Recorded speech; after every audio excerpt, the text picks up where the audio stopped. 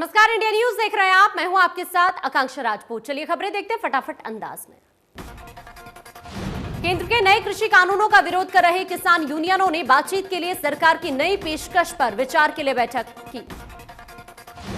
किसान संगठनों में से कुछ ने संकेत दिया कि वो मौजूदा गतिरोध का हल खोजने के लिए केंद्र के साथ बातचीत फिर से शुरू करने का फैसला कर सकते हैं। किसान यूनियन ने कहा कि उनकी एक और बैठक होगी जिसमें ठहरी हुई बातचीत को फिर से शुरू करने के लिए केंद्र के न्योते पर कोई औपचारिक फैसला किया जाएगा। नए कृषि कानूनों को रद्द करने की मांग को लेकर धरने पर बैठे किसानों के आंदोलन का 1 महीना पूरा हो गया है। किसान ठीक 1 महीने पहले सिंघू बॉर्डर पर 26 नवंबर को जुटे थे। किसान इन तीनों कानूनों को रद्द करने की मांग पर बरकरार है। इस बीच किसानों और सरकार के बीच 5 से 6 राउंड की वार्ता हुई, लेकिन गतिरोध खत्म नहीं हो पाया। अंबाला में एक बार फिर घना कोहरा छा गया। कोहरे के कारण विजिबिलिटी कम हो गई और वाहन की रफ्तार पर ब्रेक लग गया। धुंध पड़ने से आम जनजीवन पर भी असर पड़ा। कोहरे के चलते आज तापमान में गिरावट आई और मौसम में ठंडक बढ़ गई। ये धुंध गेहूं की फसल के लिए लाभदायक है।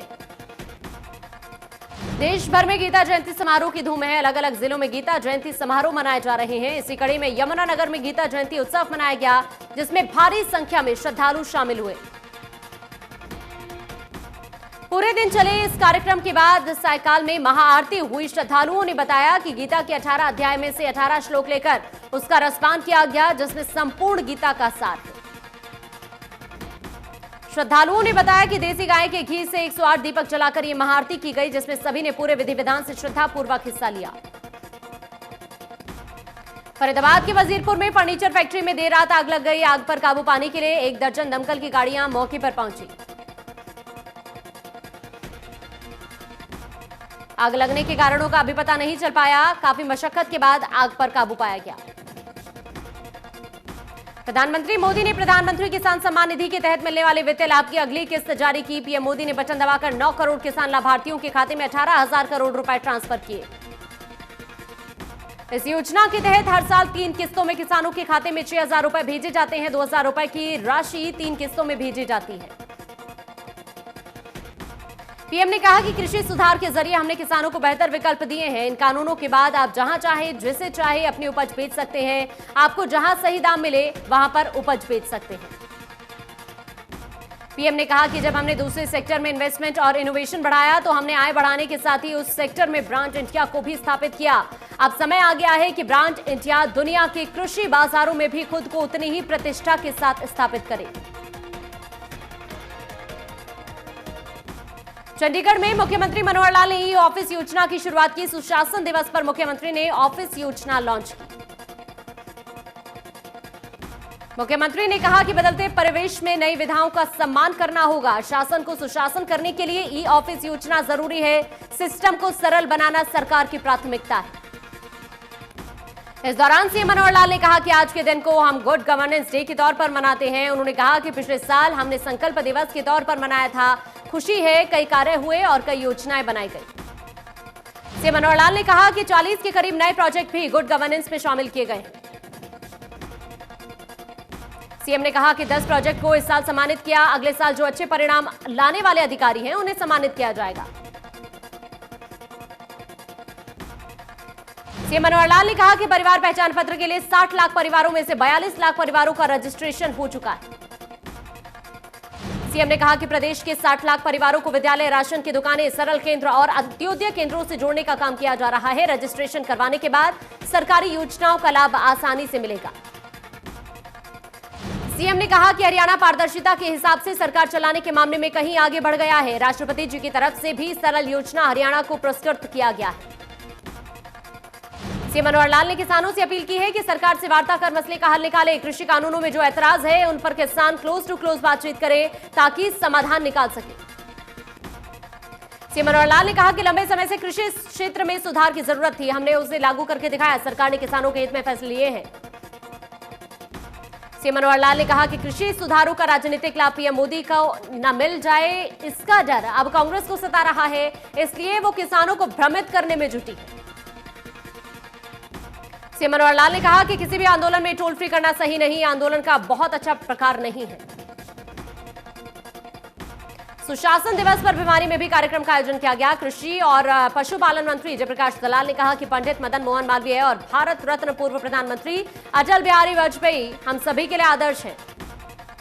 सिवानी मंडी में प्रदेश के कृषि मंत्री जेपी दलाल ने कार्यकर्ताओं को संबोधित करते हुए कहा कि प्रदेश के मुख्यमंत्री की ओर से लोहारू विधानसभा क्षेत्र में माइक्रो इरिगेशन योजना मंजूर की गई।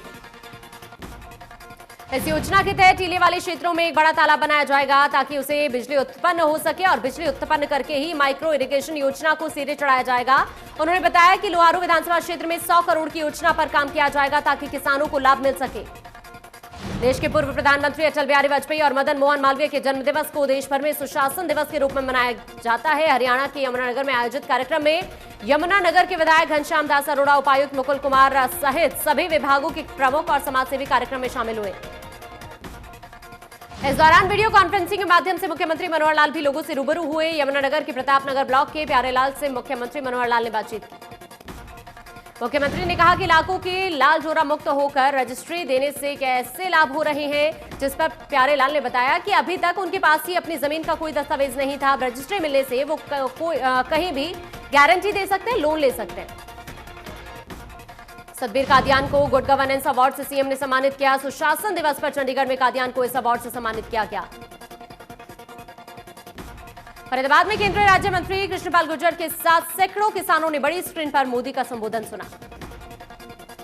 इसी बीच केंद्रीय राज्य मंत्री कृष्णपाल गुर्जर ने कहा कि केंद्र सरकार और प्रधानमंत्री मोदी किसानों की आय दोगुनी करने में लगे हुए हैं। आज 18,000 करोड़ रुपए 9 करोड़ किसानों के खातों में एक क्लिक से भेजे गए। किसान आंदोलन के मुद्दे पर गुर्जर ने कहा कि सरकार और किसानों के बीच 6 दौर की बातचीत हो चुकी है, आगे भी बातचीत के लिए तैयार है, लेकिन किसानों को हठ धर्मिता छोड़नी होगी। दिल्ली बॉर्डर पर आंदोलन कर रहे किसानों को लेकर उन्होंने कहा कि कुछ राजनीतिक पार्टियां उनके बीच घुस गई हैं, जिसके चलते भोले भाले किसान गुमराह हो रहे हैं। किसानों के आंदोलन पर पूर्व सीएम भूपेंद्र सिंह हुड्डा ने कहा कि राज्य सरकार और हरियाणा सभी मिलकर केंद्र सरकार पर दबाव बनाएं। पूर्व सीएम भूपेंद्र सिंह हुड्डा ने कहा कि सरकार को किसानों की समस्या का समाधान जल्द करना चाहिए। करनाल बस्ताड़ा टोल प्लाजा पर किसानों के धरना प्रदर्शन में पहुंचे इनेलो नेता अभय चौटाला ने सरकार पर जमकर निशाना साधा। उन्होंने कहा कि अगर जल्द ही किसानों के आंदोलन का समाधान नहीं निकला तो हालात और ज्यादा खराब होंगे। कृषि कानून के विरोध में किसानों ने वार्ड नंबर 29 में बीजेपी के उम्मीदवार के रोड शो में जमकर रोष प्रदर्शन करते हुए नारेबाजी की। इस दौरान बीजेपी नेताओं और कार्यकर्ताओं के साथ किसानों की झपट भी हुई। करनाल के सिंगड़ा में नानकसर गुरुद्वारे के संत बाबा राम सिंह जी के अंतिम अरदास में तमाम समर्थक शामिल हुए। कांग्रेस प्रदेश अध्यक्ष कुमारी सैलजा और इनेलो नेता अभय चौटाला ने भी उन्हें श्रद्धांजलि देने वो पहुंचे। गोलाचीका में जीजीपी विधायक ईश्वर सिंह को किसानों के भारी विरोध का सामना करना पड़ा। सुशासन दिवस के अवसर पर गोला में डीएवी कॉलेज में आयोजित कार्यक्रम में वो बतौर मुख्य अतिथि शिरकत कर रहे थे। कैथल के नजदीक गांव थाना टोल प्लाजा को टोल फ्री करवा दिया गया। किसी भी वाहन को 3 दिन तक टोल टैक्स नहीं देना होगा। किसानों ने सुबह आते ही धुंध के मौसम में टोल प्लाजा पर नारेबाजी की और टोल प्लाजा को 3 दिन के लिए बंद कराया। गोहाना में किसानों के समर्थन में प्रदेश भर की अनाज मंडियों में काम करने वाले व्यापारियों ने अपना समर्थन देते हुए 1 दिन के लिए अनाज मंडी में हड़ताल की। मंडी में हड़ताल के चलते कोई कामकाज नहीं हुआ। आड़तियों का कहना है कि किसानों के समर्थन में अगर उन्हें अनिश्चितकालीन हड़ताल पर जाना पड़ेगा तो वो पीछे नहीं हटेंगे। पलवल में दिल्ली आगरा नेशनल हाईवे 19 पर कृषि कानूनों के खिलाफ 22वें दिन धरने की कमान तेवतिया पाल ने संभाली। तेवतिया पाल की सरदारी सैकड़ों में ट्रैक्टर ट्रॉलियों में सवार होकर धरना स्थल पर पहुंची। इस मौके पर पूर्व मंत्री करण सिंह दलाल, पूर्व विधायक रघुवीर सिंह तेवतिया और किसान नेता राकेश टिकैत भी मौजूद रहे। किसान नेता राकेश टिकैत ने केंद्र सरकार पर जमकर निशाना साधा। किसान आंदोलन और पंजाब में आड़तियों पर छापेमारी के विरोध में हरियाणा की अनाज मंडियों में हड़ताल रही। हरियाणा प्रदेश व्यापार मंडल के प्रांतीय अध्यक्ष बजरंग गर्ग ने कहा कि यह हड़ताल ऐतिहासिक रही। जम्मू कश्मीर के शोपियां के केगाम इलाके में सुरक्षा बलों और आतंकियों के बीच एनकाउंटर हुआ। एनकाउंटर में एक आतंकवादी को मार गिराया गया। इस दौरान सेना के 2 जवान घायल हो गए। जम्मू और कश्मीर के श्रीनगर के नरवल इलाके में पुलिस ने चेकिंग के दौरान भागने की कोशिश कर रहे 2 लोगों को गिरफ्तार किया। इन दोनों के पास से बड़ी संख्या में हथियार बरामद किए गए और ये आतंकी संगठन के लिए काम करते थे। जानकारी के मुताबिक ये आतंकी नए साल के मौके पर घाटी में किसी वारदात को अंजाम देने वाले थे। जम्मू कश्मीर पुलिस ने बताया कि एसओजी नरवल से श्रीनगर की ओर जाने वाली सड़क पर गाड़ियों की जांच की जा रही थी। इनपुट मिले थे कि कुछ आतंकी ऑटोमेटिक हथियारों के साथ मूवमेंट कर रहे हैं। इनपुट के आधार पर स्पेशल चेक पॉइंट बनाया गया। पुलिस ने बताया कि गाड़ियों की जांच के दौरान सफेद ऑल्टो गाड़ी में सवार लोगों ने रोके जाने पर चेकिंग पॉइंट से भागने की कोशिश की। पकड़े गए 2 लोगों में से एक आतंकी संगठन के लिए काम करता था। देश में 24 घंटे में 22,350 नए केस मिले, 251 मरीजों की मौत, 1 करोड़ 1 लाख से ज्यादा टोटल केस, 2,80,000 से ज्यादा केस एक्टिव। दिल्ली पर कोरोना का शिकंजा, 24 घंटे में सामने आए 758 नए केस, 30 लोगों की मौत, 7,000 से ज्यादा केस एक्टिव। महाराष्ट्र में कोरोना से एक दिन में 71 मरीजों की मौत, कुल मौत का आंकड़ा हुआ 49,129 के पार, अभी भी 56,823 केस एक्टिव। तमिलनाडु में कोरोना से हाहाकार, एक दिन में आए 1,027 नए केस, अभी भी 9,000 से ज्यादा केस एक्टिव, अब तक 12,048 से ज्यादा की मौत। उत्तर प्रदेश में कोरोना से लोगों का बुरा हाल, एक दिन में मिले 1,214 नए केस, अब तक 5,55,544 से ज्यादा मरीज ठीक, 16,159 केस एक्टिव। राजस्थान में कोरोना के 11,000 से ज्यादा केस एक्टिव, एक दिन में 1,023 नए केस आए सामने, मरीजों का आंकड़ा 3,03,000 के पार। आंध्र प्रदेश में एक दिन में आए कोरोना के 355 नए केस, मरीजों का आंकड़ा 7,091 के पार, 3,000 से ज्यादा केस एक्टिव। पूरी दुनिया में कोरोना के आंकड़े हुए 8 करोड़ 2 लाख के पार, अब तक 17,57,000 से ज्यादा मरीजों ने गंवाई जान, पूरी दुनिया में 2 करोड़ 19 लाख के पार कोरोना के केस एक्टिव। अमेरिका में बढ़ी ठीक होने वालों की तादाद, कुल मरीजों की संख्या 1 करोड़ 92 लाख के पार, अब तक 1 करोड़ 12 लाख से ज्यादा मरीज हुए ठीक। कोरोना के मामले में पूरी दुनिया में तीसरे नंबर पर ब्राजील, अब तक 1,90,000 से ज्यादा मरीजों ने कोरोना के चलते गंवाई जान, कुल मरीजों की संख्या 74,48,000 के पार। रूस में कोरोना के मरीजों की लगातार बड़ी संख्या, कुल मरीजों की संख्या 29,92,000 के पार, अभी भी 5,40,000 से ज्यादा केस एक्टिव, 53,659 मरीजों की मौत। ब्रिटेन से ओडिशा आया बच्चा कोरोना संक्रमित पाया गया, भुवनेश्वर नगर निगम ने जानकारी दी कि वो 18 दिसंबर को ओडिशा आया था। जांच में कोरोना पॉजिटिव पाए जाने के बाद उसे कोविड-19 अस्पताल में भर्ती कराया गया। बीएमसी के मुताबिक नए स्ट्रेन का पता लगाने की कोशिश की जा रही है। प्रदेश में कम हुई कोरोना की रफ्तार, 24 घंटे में मिले 408 नए केस, 4 लोगों ने तोड़ा दम, कुल मरीजों का आंकड़ा 2,60,000 के पार। गुरुग्राम में 81 मिले नए मरीज, जिले में कुल केस 56,000 के पार, जबकि फरीदाबाद में 61 नए मरीज मिले, जिसके बाद कुल आंकड़ा 45,000 से ज्यादा। गोहाना के खानपुर गांव में बने सामुदायिक स्वास्थ्य केंद्र के पास एक खाली पड़ी दुकान के अंदर अवैध तरीके से शराब बेचते 2 युवकों को गिरफ्तार किया गया। पुलिस ने मौके से 48 पेटी देशी और इंग्लिश शराब बरामद की। पुलिस ने पकड़े गए दोनों युवकों के खिलाफ मामला दर्ज कर लिया है। चीन में थाने में खड़े ट्रक से 6 दिन बाद भी पुलिसकर्मी डोडा पोस्ट बरामद नहीं कर पाए। मुखबिर की करीब 8 क्विंटल डोडा पोस्ट होने की सूचना के बाद भी अधिकारियों ने प्याज से भरे हुए ट्रक की तलाशी नहीं ली। नारकोटिक्स कंट्रोल ब्यूरो की टीम उचाना थाने में पहुंची और वहां पर खड़े ट्रक की तलाशी ली तो प्याज की बोरियों के नीचे से 398 किलो 150 ग्राम डोडा पोस्ट बरामद किया गया।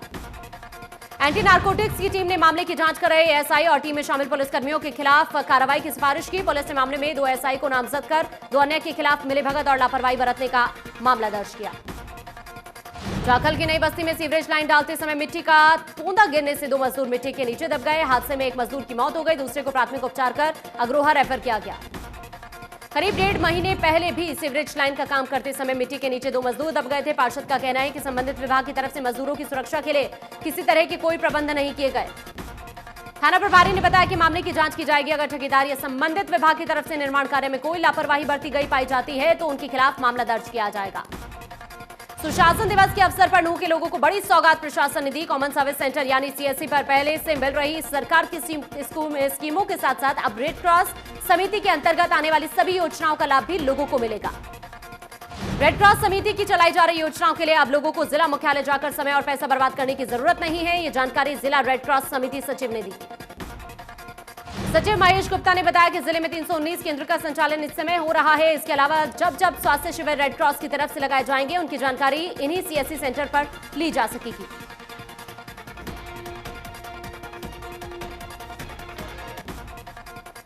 प्रधानमंत्री मोदी की ओर से लॉन्च की गई विजय ज्योति मशाल 22 दिसंबर को अंबाला पहुंची थी, जिसे लेकर खरगा स्टेडियम में शानदार कार्यक्रम का आयोजन किया गया।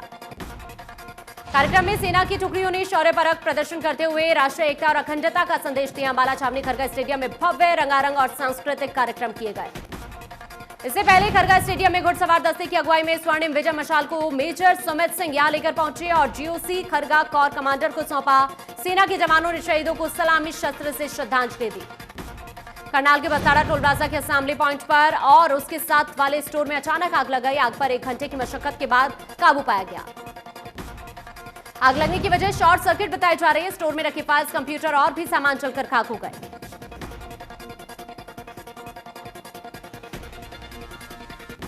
फरीदाबाद पुलिस ने 2 दिन पहले दिन दहाड़े हुई युवा नेता मनोज भाटी हत्याकांड मामले की गुत्थी सुलझा ली है। इस मामले में फरीदाबाद पुलिस क्राइम ब्रांच ने 4 लोगों को गिरफ्तार किया। हत्या का मुख्य आरोपी मनोज मांगरिया अभी पुलिस की गिरफ्त से बाहर है। पुलिस इस मामले में मुख्य आरोपी मनोज पर 2 लाख का इनाम घोषित कर चुकी है। पुलिस का दावा है कि जल्दी मुख्य आरोपी मनोज पुलिस की गिरफ्त में होगा। सिरसा की चौधरी देवीलाल यूनिवर्सिटी को अपना स्थायी कुलपति मिल गया है। सरकार ने कुरुक्षेत्र यूनिवर्सिटी में लोक प्रशासन विभाग में प्रोफेसर के पद पर तैनात प्रोफेसर अजमेर सिंह मलिक को नया कुलपति नियुक्त कर दिया है। धर्मनगरी कुरुक्षेत्र में अंतर्राष्ट्रीय गीता जयंती समापन अवसर पर आरती और दीपदान में सीएम मनोहर लाल ने हिस्सा लिया। सीएम के साथ खेल मंत्री संदीप सिंह, गीता मनीषी, स्वामी ज्ञानंद, कुरुक्षेत्र के सांसद नायब सैनी विधायक सुभाष सुधा भी मौजूद रहे। मुख्यमंत्री ने कहा कि करीब 2,50,000 दीपकों से ब्रह्मा सरोवर प्रकाशमान हुआ है। उन्होंने कहा कि 48 कोस कुरुक्षेत्र के 134 चिन्हित तीर्थ स्थानों को विकसित किया जाएगा और प्रदेश में गीता जयंती पखवाड़ा भी मनाया जाएगा।